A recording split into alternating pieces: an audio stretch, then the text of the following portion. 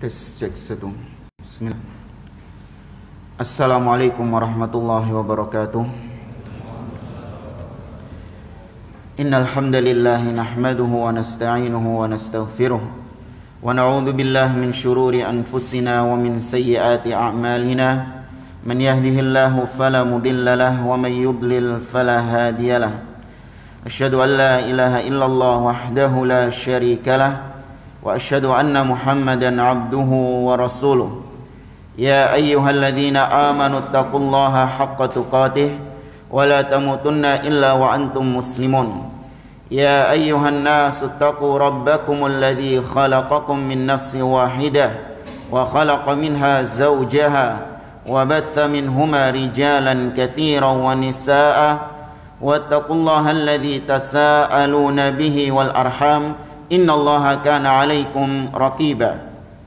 Ya ayyuhalladzina amanu taqullaha wa qulu qawlan sadida yuslih lakum a'malakum wa yaghfir lakum dhunubakum wa may yuti'illaha wa rasulahu faqad faza fawzan 'azima. Amma ba'd, fa inna asdaqal hadithi kitabullah wa khairal hadi hadi Muhammadin sallallahu alaihi wasallam wa syarral umuri muhdatsatuha wa kullu muhdatsatin bid'ah wa kullu bid'atin dhalalah wa kullu dhalalatin finnar.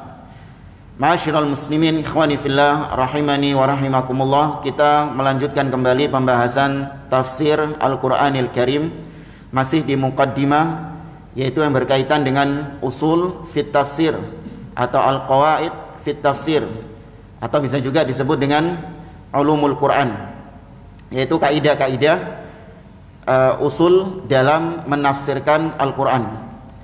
Kita masih dalam pembahasan al-marja' fi tafsiril Quran, referensi-referensi utama dalam menafsirkan Al-Quran. Kemarin sudah ada 4 poin. Ya, sudah ada 4 poin kemarin yang disampaikan oleh beliau. Ada yang bisa menyebutkan, mengulangi apa saja referensi seorang mufassir ketika menafsirkan Al-Quran? Yang pertama, Al-Quran dengan Al-Quran. Yang kedua, Al-Quran dengan Sunnah. Yang ketiga, Al-Quran dengan ucapan sahabat. Dan yang keempat, Al-Quran dengan ucapan tabi'in. Nah, ini kemarin sudah kita sampaikan. Tersisa 1 poin di sini. Kata Syekh Muhammad bin Shalih Al-Utsaimin, yang kelima, ma taqtadihil kalimatu minal ma'ani syar'iyyah awil lughawiyah hasba siyaq, yaitu satu ayat atau satu kalimat di dalam Al-Quran ditafsirkan dengan makna-makna syar'i atau makna-makna secara bahasa di dalam bahasa Arab. Ya, jadi ditafsirkannya itu dengan makna syar'inya apa dan makna bahasanya apa. Kemudian dilihat redaksinya itu kira-kira berbicara tentang apa, nyambungnya ke makna syar'i atau nyambungnya ke makna bahasa, makna secara lughawi, secara bahasa, atau makna secara istilah. Kalau masih bingung-bingung, beliau contohkan di sini, atau beliau berdalil dengan firman Allah tentang hal ini. Dalilnya di surah An-Nisa ayat 105. Allah Azza wa Jalla berfirman, "Inna anzalna ilaikal kitaba bil haqqi litahkuma bainan nasi bima arakallah." Sesungguhnya Allah menurunkan kepadamu wahai Muhammad Alkitab, yaitu Al-Quran, litahkuma bainan nas, untuk engkau menghukumi di antara manusia dengan Al-Quran itu. Bima arakallah, dengan apa-apa yang diinginkan sama Allah Subhanahu wa taala. Jadi memahami satu kalimat, satu makna, satu kata di dalam Al-Quran itu harus sesuai dengan apa yang diinginkan sama Allah Azza wa Jalla. Kalau kemarin kita singgung tafsirnya orang-orang sesat, yaitu tafsir hermeneutika yang sekarang dipakai oleh orang-orang liberal atau yang satu spesies sama mereka. Mereka memahami satu kata di dalam Al-Quran itu dengan kondisi yang ada di zaman sekarang. Ya, makanya kemarin kita singgung ada dokter yang sesat mengatakan budak di dalam ayat Al-Quran itu nggak sesuai dengan kondisi kita sekarang. Ya, budak yang Allah sebutkan misalnya dalam surah Al-Mu'minun, walladzina hum li furujihim hafizun illa ala azwajihim aw ma malakat aymanuhum fa innahum ghairu malumin. Dan orang-orang yang menjaga kemaluan mereka kecuali kepada istri-istri mereka dan kepada budak-budak yang mereka miliki. Kata mereka, kalau ini ditafsirkan budak, maka nggak sesuai dengan kondisi kita di zaman sekarang. Zaman sekarang sudah nggak ada perbudakan. Maka kalau gitu makna ayat ini jadi sia-sia dong. Kita nggak bisa mempraktekkan ayat ini karena perbudakan nggak ada. Lah terus gimana? Ya dicari makna yang sesuai dengan kondisi di zaman sekarang. Akhirnya ditafsirkanlah budak ini adalah seseorang yang sudah dimiliki cintanya. Meskipun belum ada status menikah, tapi boleh untuk digauli. Itu makna yang sesuai dengan konteks di zaman sekarang. Ini tafsir-tafsir yang ngawur, keluar dari kaidah. Maka harus sesuai dengan makna dalam bahasa Arab, bagaimana secara bahasanya, dan makna syar'inya bagaimana. Jadi ada dua, makna bahasa dan makna syar'i. Kemudian Allah berfirman dalam surah Az-Zukhruf ayat yang ketiga, kata Allah, inna ja'alnahu qur'anan arabiyyan la'allakum ta'qilun. Kata Allah, sesungguhnya kami menjadikan Al-Quran itu dengan berbahasa Arab agar kalian memahaminya. Allah pilihkan bahasa Arab sebagai bahasa kitabnya yang mulia agar kalian memahaminya. Artinya kata para ulama, seandainya diturunkan dengan selain bahasa Arab, Al-Quran itu bukan dengan bahasa Arab, tentu sulit bagi seseorang untuk memahaminya. Dan ini salah satu mukjizat Al-Quran, di mana seorang yang bahasa ibunya bukan bahasa Arab, dari berbagai penjuru dunia, orang-orang yang bukan bahasa Arab dari kecil, tapi ketika membaca Al-Quran, menghafalkan Al-Quran, itu dimudahkan. Lihat, para hafidh Quran itu apa dari Arab semua? Enggak, dari berbagai penjuru dunia banyak. Memang itu janji Allah dalam surah Al-Qamar, kata Allah Subhanahu wa taala, "Wa laqad yassarnal Qur'ana lidzikri fahal mim muddakir." Dan sungguh kami mudahkan Al-Quran untuk diingat, ya mudah untuk dihafalkan bagi yang mau menghafalkan, bagi yang mau mengingat. Kalau orang mengatakan angel Ustadz gak apal-apal, ini perlu diperbaiki, karena ini janji Allah gak mungkin meleset. Nah, kata Syekh Utsaimin, fa in ikhtalafa al-ma'na syar'i wal lughawi ukhidha bima yaqtadihi syar'i li'anna al-Qur'an nazala li bayan syara' la li bayanil lughah illa ay yakuna hunaka dalilun yatarajjahu bihi al-ma'na al-lughawi fayukhadhu bihi. Kaidahnya kata beliau, kalau dalam satu ayat ada satu kata, ya, ada satu kata yang punya dua makna, yaitu makna secara bahasa dan makna secara syar'i. Makna secara bahasa dan makna secara syar'i. Maka kalau ada tabrakan seperti ini, beda ini maknanya ini. Kalau ada tabrakan seperti ini, maka yang diambil makna yang syar'i.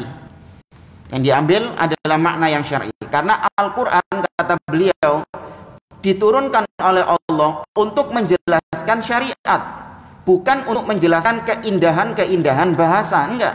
Iya, bahasa Al-Quran itu indah, tapi bukan itu tujuannya. Al-Quran ini bukan kitab sastra yang cuma sekedar menjelaskan keindahan bahasa, tidak, tapi diturunkan untuk menjelaskan syariat. Ya, kecuali kata beliau, kalau memang ada dalil-dalil lain yang mengharuskan kita memahami ayat tadi dengan konteks bahasa, maka kita ambil bahasanya. Dan ini sedikit sekali, kebanyakan kalau ada dua pertentangan antara makna syar'i dengan makna bahasa, itu yang diambil adalah makna yang syar'i. Antum kalau masih bingung juga, nah ini kita mulai masuk contohnya ini. Simak di sini, antum yang pegang mushaf, buka surah At-Taubah ayat yang ke-84.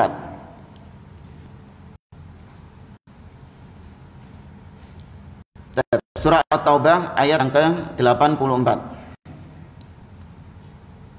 Kata Syaukhmin di sini, mithalu makhtalafa fihi al-ma'nayan wa qaddima syar'i wa qauluhu ta'ala fil munafiqin. Allah berfirman tentang orang-orang munafik. Dalam surah At-Taubah ayat 84 itu kata Allah, wa la tusalli ala ahadim minhum mata abda wa taqum ala qabrih, dan seterusnya. Kata Allah, jangan engkau salat. Ini teguran Nabi kepada teguran Allah kepada Nabi sallallahu alaihi wasallam. Jangan engkau salat kepada mereka ya yang mati. Jangan kau salati mereka selama-lamanya. Ya, jangan kau salat kepada mereka selama-lamanya. Ini berkaitan dengan kisah Nabi mau nyolatin siapa?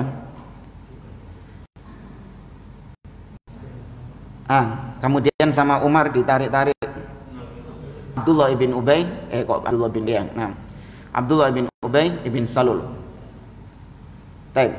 Ditegur sama Allah Subhanahu wa taala. Fas-salatu fil lughah ad-du'a. Kata-kata salat di sini, wala tusalli ala ahadin. Salat di sini secara bahasa itu maknanya doa. Ya, salat itu secara bahasa arti salat ini doa. Wa fi syara', adapun secara syariat, ya, adapun secara syariat, al-wuqufu 'alal mayyit lid-du'a ilahu bi sifatin makhsusatin. Adapun cara istilah syar'i, salat, apalagi konteksnya sini salat jenazah, itu maknanya adalah kata beliau berdiri di hadapan mayit untuk mendoakan mayit tersebut dengan tata cara yang khusus. Jadi bukan cuma sekedar doa. Ya, bukan cuma sekedar doa, ada gerakan-gerakannya dan ada tata caranya. Lihat, beda kan maknanya? Antum paham nggak? Nggak terlalu antep ya? Nggak ya? Ya, bedakan antara makna bahasa, salat itu maknanya adalah doa, sekedar doa. Sedangkan secara syariat, salat itu bisa juga salat jenazah, yaitu maknanya engkau berdiri di hadapan mayit kemudian mendoakan dia dengan tata cara yang telah ditentukan. Maka kalau sudah seperti ini, yang diambil adalah makna yang syar'i, bukan makna yang bahasa. Diambil makna yang syar'i. Li'annahu al-maqsudu lil mutakallim al-ma'hudu lil mukhatab, wa amma man'u du'a ilahum ala wajhil itlaq famin dalilin akhar.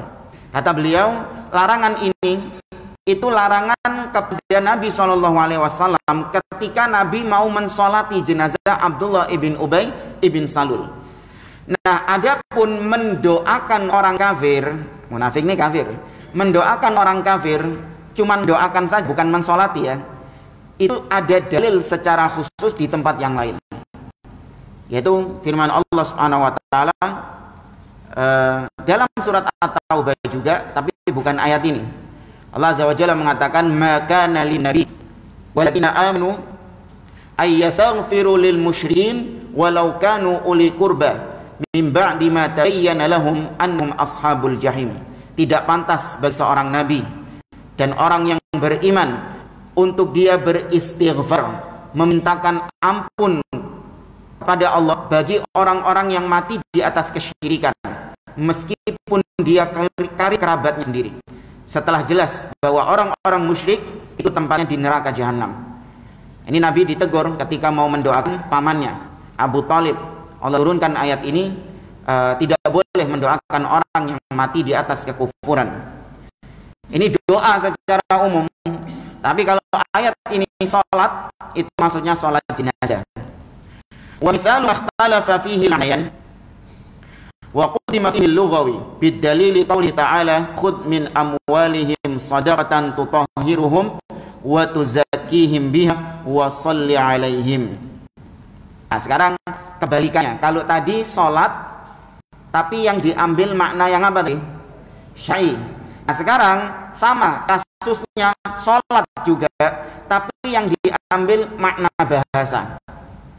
Antum buka surah At-Taubah juga ayat 103. Yang diambil makna bahasanya. Anjing minum dulu.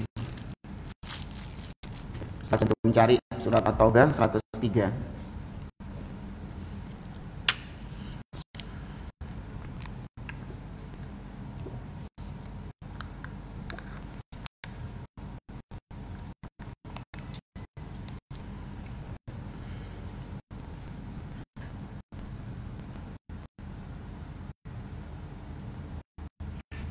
Sudah?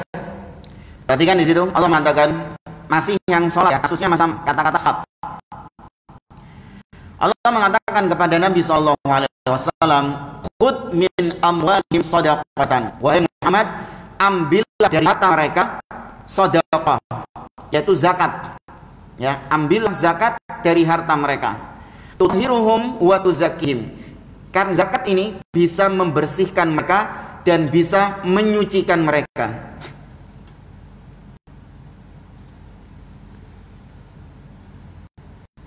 Wa sholli alaihim, dan sholatlah kepada mereka.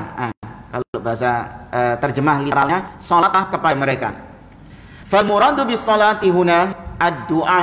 Nah, arti daripada sholat sini bukan sholat seperti ayat yang sebelumnya tadi, sholat jenazah tadi, bukan.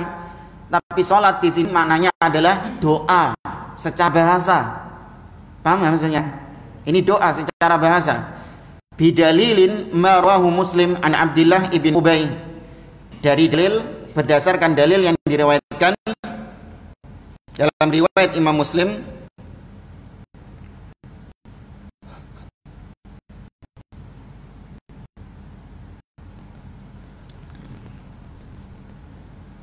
yang diriwayatkan oleh Imam Muslim dari Abdullah ibn Ubay, dia mengatakan, karena Nabi sallallahu alaihi wasallam idza utiya bi shadaqati qaumin shalla alaihim.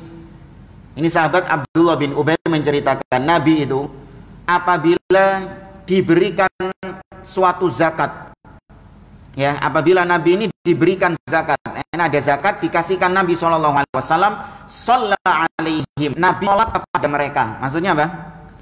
Mendoakan mereka. Bukan terus yang ngei zakat kon gini ya tak sholati dhisik. Enggak. Tapi mendoakan mereka. Fa'atahu abi bi shadaqatihi. Maka kata perawi di sini, maka aku pun mendatangi ayahku.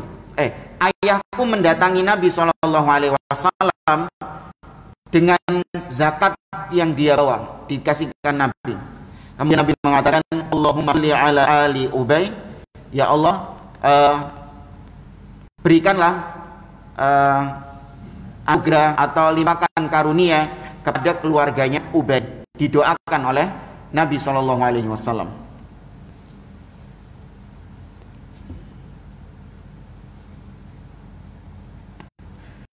Wa amthilatu mattafaqa fihi al-ma'nayan syar'i wal lughawi katsiratun. Tapi kebanyakan Al-Qur'an ini itu antara makna secara bahasa dengan makna secara syariat itu sama, nggak bedanya.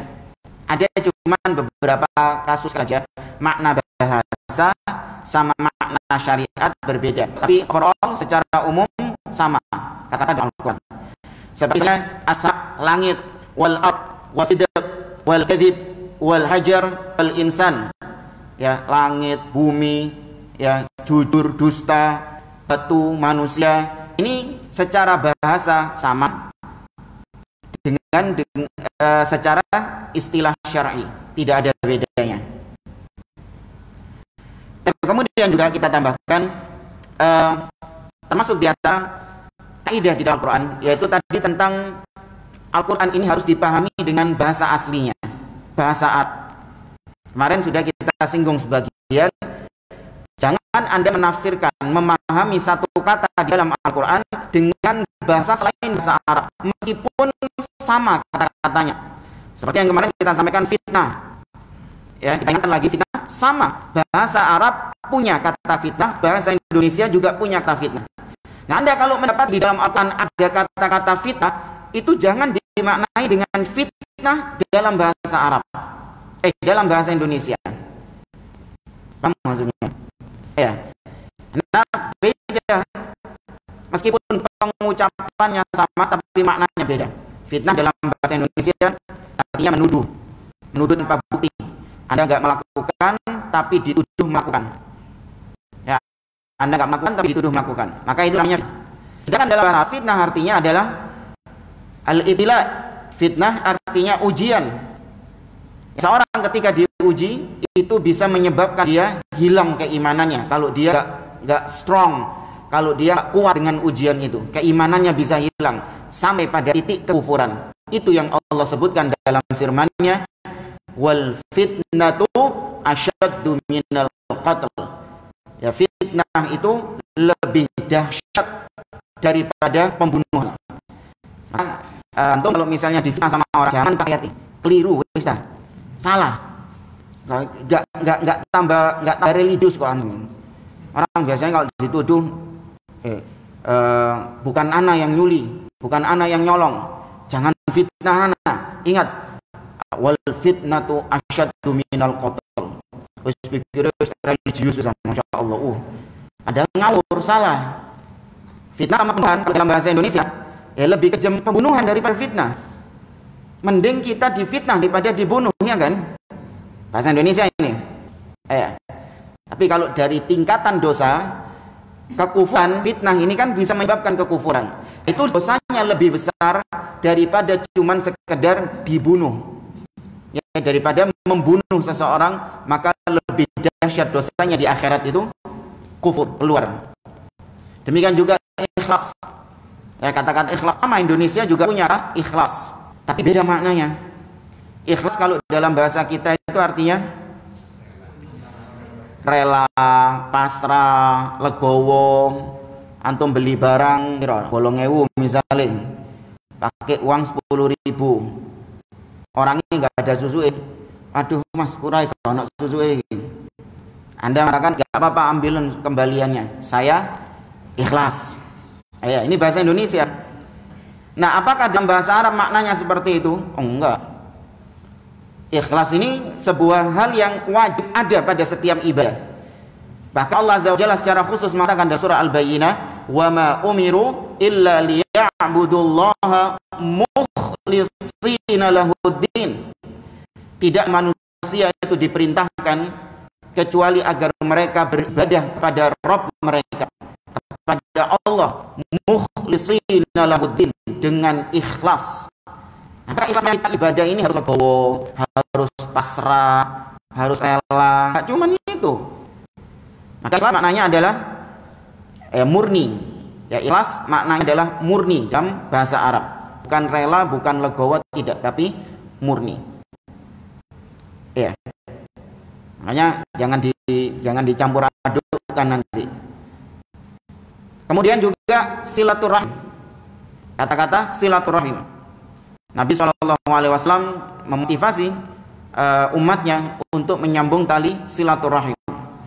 Nabi SAW misalnya mengatakan, man arada ayun sa'alahu fi atharihi wa yuwassi'alahu fi rizqihi falyasil rahimahu. Barang siapa yang ingin memanjangkan rizkinya, dilapangkan, maka hendaklah dia menyambung tali silaturahim. Nah, silaturahim ini dalam bahasa Arab dengan bahasa Indonesia beda maknanya. Kalau silaturahim dalam bahasa Indonesia ini apa artinya? Reuni jamaah. Reuni namanya silaturahim, atau enggak berkunjung. Iya enggak? Atau anak yang salah? Anak enggak KBBI ya guys, biar fair. KBBI. Silaturahmi. Ada dua, silaturahim sama silaturahmi, sama ini.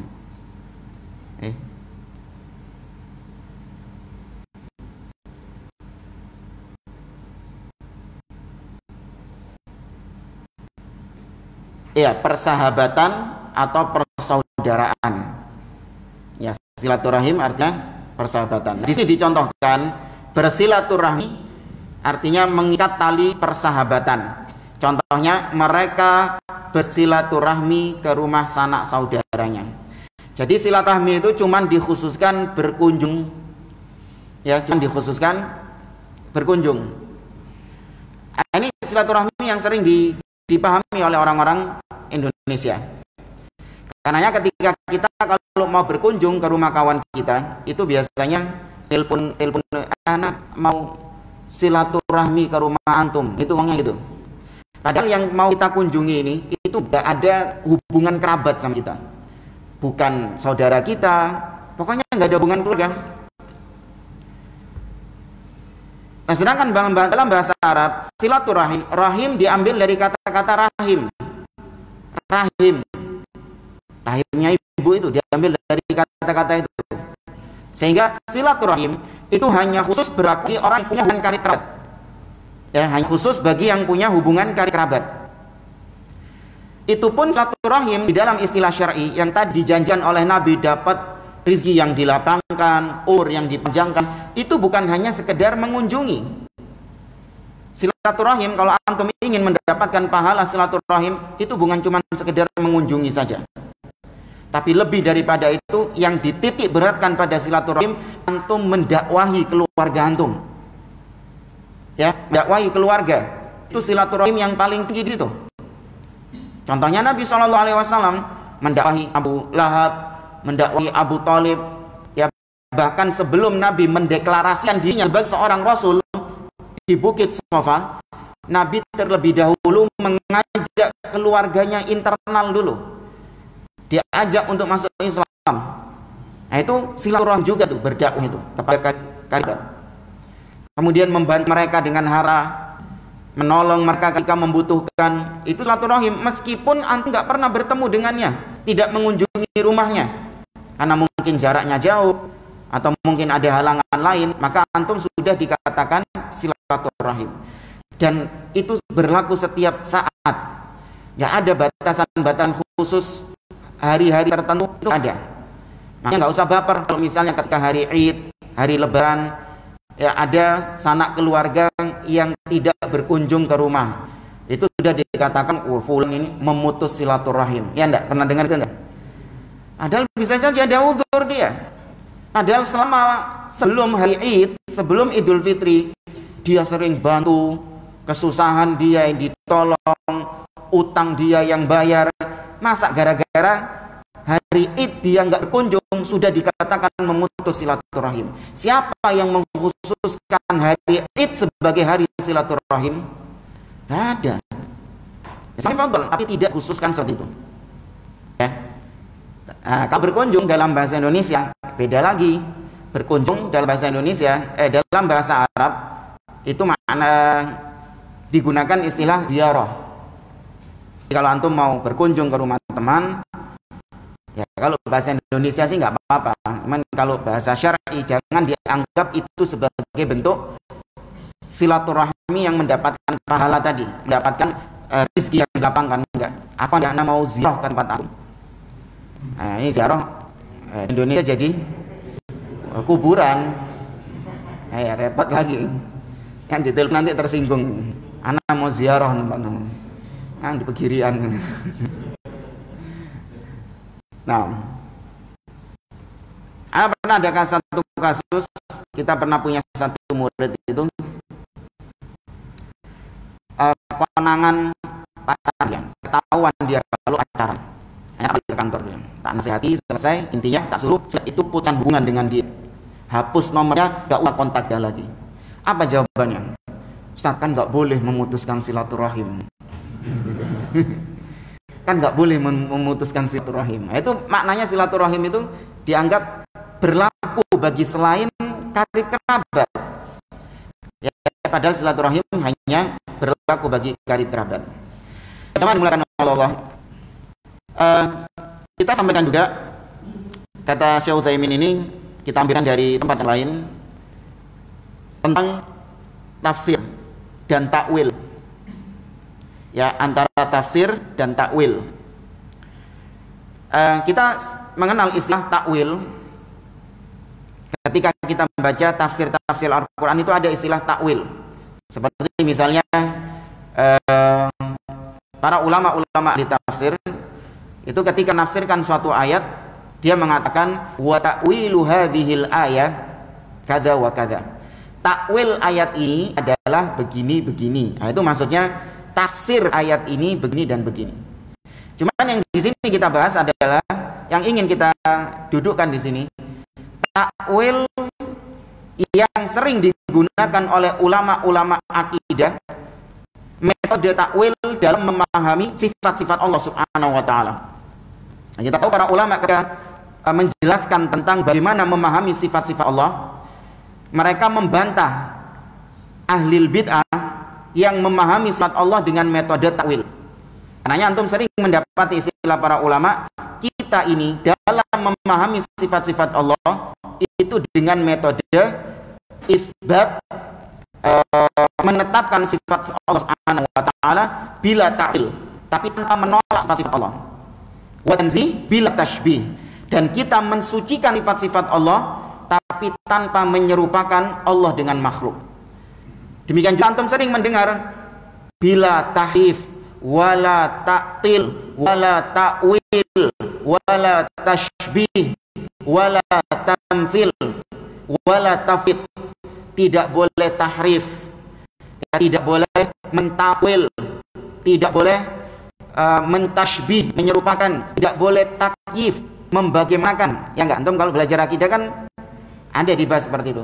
Nah, apakah takwil yang tadi kita singgung itu maknanya adalah kita boleh menafsirkan Al-Quran?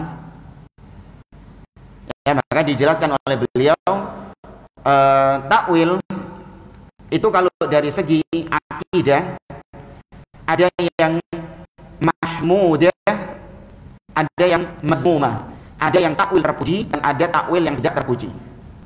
Takwil ini maknanya apa? Kok belum dibahas juga? Bukan menyingkap. Takwil secara bahasa artinya adalah memalingkan makna dari yang zahir ke makna yang lain. Fulan adalah tangan kanan bosnya. Zahirnya fulan ini tangan kanan bosnya. Jadi ini fulan ini tangan. Zahir kalimatnya kan gitu. Jadi ono raine ono motoe gitu. Itu zahirnya dipanggil harusnya kayak gitu. Cuman antum takwil tangan kanan di sini artinya apa? Orang kepercayaan. Ini namanya takwil. Karena nggak ada kata-kata orang kepercayaan di situ. Nah, yang seperti ini itu terkadang dibolehkan terpuji dan terkadang tidak terpuji. Ini harus dipahami. Karena ahli ilmu mengatakan kalian ini katanya nggak mau takwil, tapi ternyata pakai takwil juga. Pernah dengar kayak gitu kan? Ya, makanya kita tidak melulu menolak takwil. Ada takwil yang kita benarkan, iya. Tapi kalau itu nggak benar kita tolak. Tapi dijelaskan oleh Syekh Utsaimin, takwil yang dibenarkan.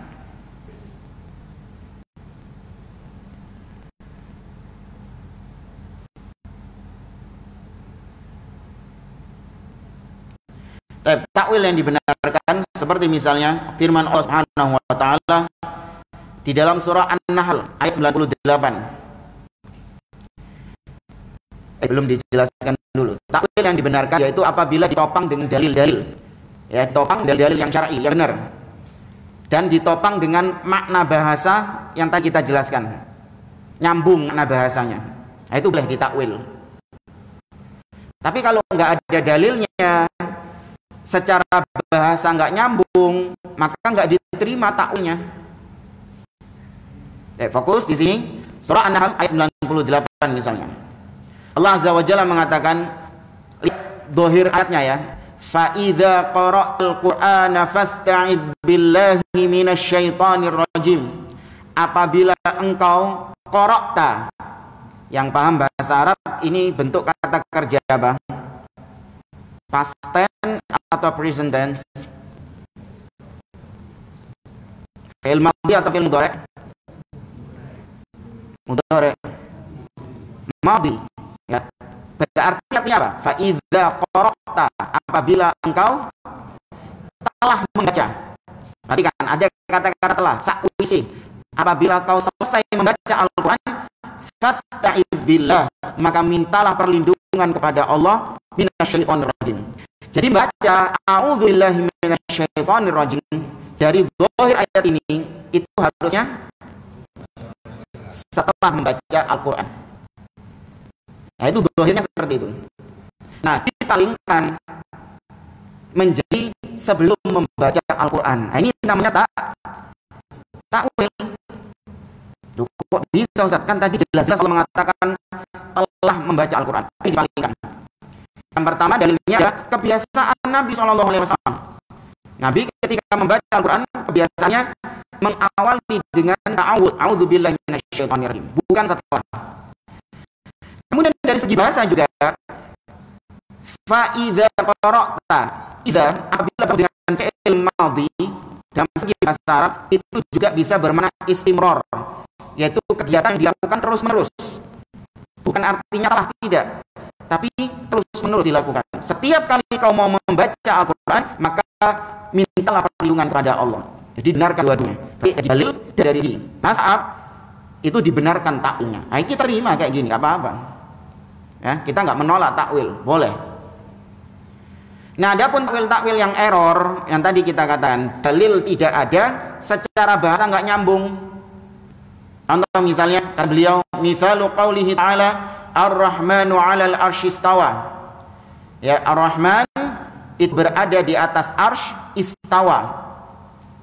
Ar-rahman di arsy itu istawa.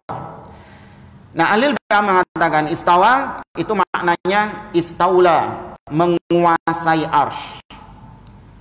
Padahal satu, tidak ada dalil dari Nabi dan para sahabat dan para tabi'in yang kemarin kita jelaskan bahwa istaula itu maknanya adalah istawa, itu maknanya istaula, itu nggak ada dalilnya. Dari segi bahasa itu juga nggak nyambung, tidak dibenarkan dalam segi bahasa Arab.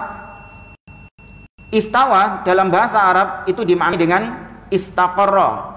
Istawa ala, ya, ala, jadi hilangkan alanya ini. Kalau istawa tok, iya banyak maknanya. Antum ketika sholat, ya istawu, imamnya ngomong, itu antum bukan disuruh ke atas, enggak. Ya, tapi suruh meluruskan. Tapi nggak pakai ala itu. Nah, Allah ketika mengatakan dia berada di atas arsy pasti dengan ala. Ya, istawa ala. Maka kalau istawa itu artinya istaqarra ala wartafa, dia menetap, terangkat, tinggi, naik ke atas atau yang jenis dengan itu. Itu maknanya secara bahasa. Maka dipahami seperti itu, nggak perlu ditakwil-takwil. Nah, syubhat dari seorang dai, dia membela kematian metode takwil ini. Tadi tujuannya, kalian katanya nggak mau main takwil-takwil. Tapi ternyata ada juga sifat-sifat Allah yang kalian takwil. Ya, seperti misalnya sifat an-nisyan. Ya, sifat nisyan. Untuk buka dalam surah At-Taubah. Ayatnya ayat 67. Ini syubhat viral dari seorang dai kondang yang katanya Masya Allah penguasaan ilmunya, ya, hafal letak-letak ayat kanan kiri belakang depan atas bawah, covernya kelihatan Masya Allah. Nggak tahu kalau mungkin covernya. Tapi ketika memahami ayat ini, dia mengatakan bahwa kita ini juga mentakwil juga. Kalian katanya nggak mau takwil, tapi ternyata main takwil juga. Ini contohnya. Karena dia menetapkan Allah tidak di atas. Ya, Allah itu menguasai arsy, istawa itu menguasai arsy. Harus ditakwil kata dia. Padahal ada salaf ditakwil. Kita tadi ayat 67 dari surah At-Taubah. Perhatikan, Allah mengatakan al-munafiquna wal munafiqatu ba'dhuhum min ba'd. Orang-orang munafik laki-laki dan orang munafik perempuan, sebagian mereka itu sebagian mereka atas sebagian yang lain itu saling mensupport. Ya'muruna bil munkar wa yanhauna 'anil ma'ruf. Mereka memerintahkan kepada yang munkar dan mencegah dari yang ma'ruf. Wa yakbiduna aydiyahum. Ayatnya, nasullaha fanasiyahum. Mereka lupa terhadap Allah, maka Allah pun lupa terhadap mereka. Berarti di sini Allah punya sifat. Pernah dengar ya syubhat ini ya? Ya. Berarti Allah punya sifat lupa. Antum menetapkan Allah punya sifat lupa. Padahal tadi metode kita harus apa? Isbat, menetapkan. Jadi tetap sudah. Allah mengatakan dia lupa, maka kita tetapkan lupa. Terusnya itu kan. Kenapa kok ada takwil lupa di sini ditakwil menjadi Allah meninggalkan mereka? Ditakwil kan ini namanya. Maka dijawab oleh Abdullah bin Abbas bahwa makna nisyan itu dalam bahasa Arab itu memang ada dua. Ya, kita tahu makna nisyan, nasya yansa itu cuma satu tok, yaitu lawan katanya hafidha yahfadhu, lawan katanya hafal. Nisyan itu kita pahami cuma lupa. Apalagi ungkapan la tansa, jangan kau lupa. Itu salah satu makna nisyan itu memang ya. Tapi kata Abdullah bin Abbas, makna yang kedua, nisyan itu artinya tark, yaitu meninggalkan. Dalam bahasa Arab itu ada kayak gitu. Ya, nisyan itu artinya meninggalkan. Maka kalau kita baca ayatnya, nasullaha, mereka meninggalkan Allah, fanasiyahu, maka di akhirat Allah tinggalkan mereka. Artinya mereka tidak diurus, tidak diberi rahmat oleh Allah Azza wa Jalla, tidak diberi kasih sayang oleh Allah Azza wa Jalla, digeletakkan sama Allah Azza wa Jalla. Maka dari sini dalilnya ada, yaitu ucapan Abdullah bin Abbas yang menafsirkan ayat ini. Jelas secara bahasa dibenarkan kalau nisyan itu artinya juga meninggalkan. Ya, nisyan artinya meninggalkan. Maka iya, kita tetapkan Allah punya sifat nisyan, tapi jangan diartikan lupa. Artinya meninggalkan. Ya, inilah pentingnya kita untuk memahami sesuatu dengan baik. Ya, jangan kita memahami sesuatu karena viralnya. Jangan kita mengambil sesuatu karena oh ini viral yang ngomong. Ini yang ngomong, masya Allah, ini hal ini. Letak-letak ayat kanan kiri depan belakang, hadis nomor sekian, hafal semuanya. Terus menjamin itu benar? Enggak. Nah, kembalikan lagi semua kepada kaidah-kaidah yang benar. Nah, kita lalat yang mencolok sana mencolok sini, mengambil ilmu dari sana dan sini tanpa memperhatikan kualitas dari ilmu yang kita ambil. Enggak. Kita hanya mengambil dari ulama-ulama yang memang benar-benar memahami agama ini dengan pemahaman yang baik. Jemaah dimulakan oleh Allah Azza wa Jalla. Sekarang kita masuk ke pembahasan berikutnya dari Syekh Utsaimin, al-ikhtilaful warid fi tafsiril ma'thur, yaitu ikhtilaf, perbedaan-perbedaan yang terjadi pada penafsiran yang al-ma'thur. Penafsiran al-ma'thur ini adalah tadi penafsiran dengan dalil. Ya, penafsiran dengan dalil. Itu ada terjadi ikhtilaf di situ, perbedaan dan macam-macamnya. Baik, kita teliti satu persatu. Al-ikhtilaf waridu fi tafsiril ma'thur ala thalathati aqsam. Perbedaan-perbedaan yang terjadi pada tafsir yang tadi menafsirkan ayat dengan ayat itu ada 3 model. Model pertama, qismul awal, ikhtilafun fil lafzi dunal makna, yaitu hanya berbeda pada lafalnya saja. Perbedaan hanya terjadi pada lafalnya, tapi maknanya tidak. Fahada ta'thira lahu fi maknal ayat. Nah, kalau ada dapati perbedaan seperti ini, itu tidak ada pengaruh dalam memahami ayatnya, enak, enteng, gampang. Ya, contoh misalnya Surah Al-Isra ayat 23. Ya, Surah Al-Isra ayat 23. Allah berfirman, ayatnya umum kok, sering antum. Wa qadha rabbuka alla ta'budu illa iyyah. Ya, wa qadha rabbuka alla ta'budu illa iyyah. Dan Rabbmu telah menetapkan bahwa jangan engkau menyembah kecuali hanya kepada Dia. Kita baca tafsirnya. Ya, tafsir sebagaimana yang kita sebutkan kemarin. Di sini beliau membawakan tafsir dari para tabi'in atau para sahabat. Abdullah bin Abbas mengatakan qadha tadi dalam ayat tadi, wa qadha rabbuka. Qadha itu artinya amaro. Amaro artinya memerintahkan. Ini tafsirnya siapa? Ibnu Abbas. Nah, tafsir yang lain beda mana? Seperti tafsirnya Mujahid, seorang tabi'in. Allah ditafsirkan menjadi wassa, mewasiatkan. Tadi amaro, sekarang qadha ditafsirkan menjadi wassa. Kemudian Ar-Rabi' ibn Anas menafsirkan qadha dengan aujaba, mewajibkan. Wa hadhihi tafsirat ma'naha wahid aw mutaqarib fala ta'thira li hadzal ikhtilaf fi ma'nal ayah. Nah, kalau antum lihat perbedaan-perbedaan ini, perbedaan tafsirnya tadi Abdullah bin Abbas, Mujahid, ya Ar-Rabi bin Anas, itu tafsirannya kan hanya apa ya?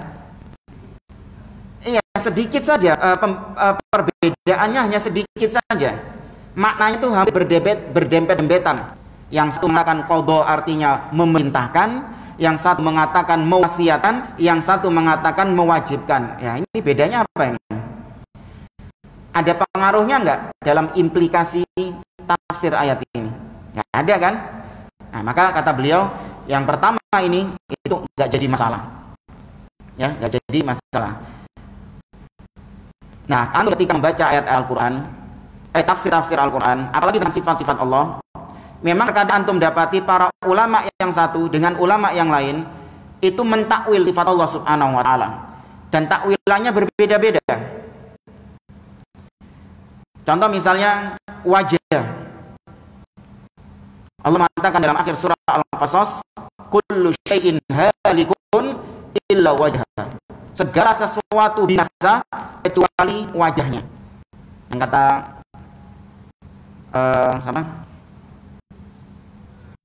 Ya, ada seorang oknum dai mengatakan ayat ini kalau dipahami secara letterlek berarti Allah seperti Angry Birds. Ya kan? Semua binasa kecuali wajahnya. Loh, koyo Angry Birds. Tahu Angry Birds kan? Pak Rai ini tok. Ini kesesatan sang dai. Yang kemarin collab sama Pak Kumis itu. Ya, dia mengatakan demikian.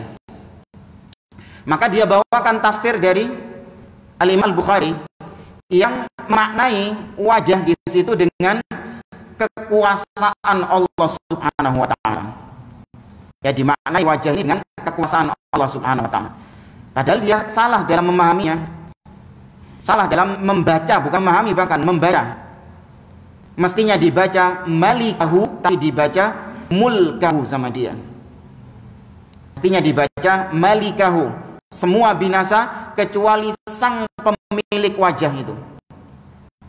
Ya, semua binasa kecuali sang pemilik wajah itu. Dibaca sama dia mulkahu, kecuali kerajaan Allah Subhanahu wa taala. Semua binasa kecuali kerajaan Allah. Ini tafsir saja dipahami secara akal saja sudah enggak benar. Semua binasa kecuali kerajaan Allah. Loh, yang binasa ini bukan kerajaan Allah, dah. Paham nggak maksudnya? Langit dan bumi ini kerajaan siapa? Allah Subhanahu wa taala. Nggak benar tafsirnya. Semua binasa kecuali kerajaan Allah. Terus yang binasa itu sopo? Ada kekuasaan lain selain Allah? Nggak ada. Ya, jadi secara akal saja sudah keliru. Dan ada ulama-ulama yang menafsirkan wajah dengan ikhlas. Antum dapati para ulama-ulama ahli tafsir ketika menafsirkan wajah ditafsirkan dengan ikhlas. Seperti Allah, firman Allah dalam surah Al-Baqarah, kata Allah Azza wa Jalla, "Wa ma tunfiquna illa ibtigha'a wajhillah." Dan apa-apa yang kalian sedekahkan, tidak kalian bersedekah kecuali mengharap wajah Allah Subhanahu wa taala.